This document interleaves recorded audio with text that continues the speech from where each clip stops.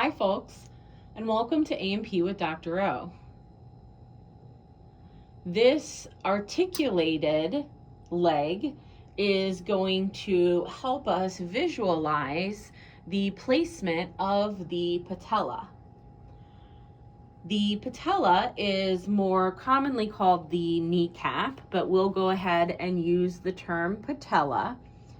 And it's going to be this bone that kind of looks like a potato chip, and we'll see that when we look at just the bone all by itself.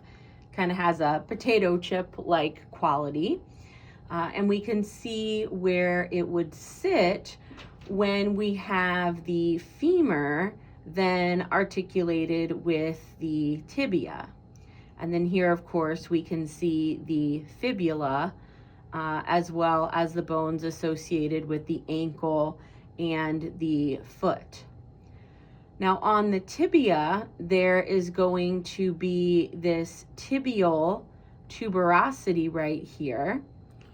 And that tibial tuberosity is going to be important because it serves as the site for attachment of the patellar ligament. That's what's going to allow the patella to attach, is with this ligament, and then that attaches to the tibial tuberosity there.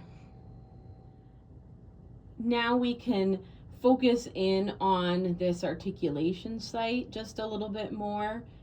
Again, we've got the femur, and this will be the left side of the body. So we've got our femur, we've got our tibia, we've got our lateral condyles. So there's a lateral condyle on the femur, a lateral condyle on the tibia.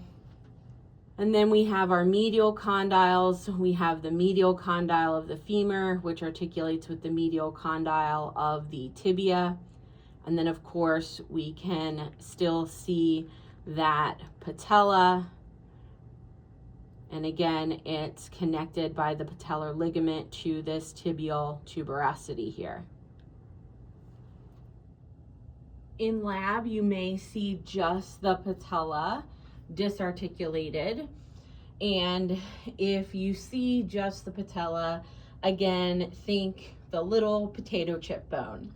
If we see that little bone that resembles a potato chip and it's all by itself, then that is going to be our patella.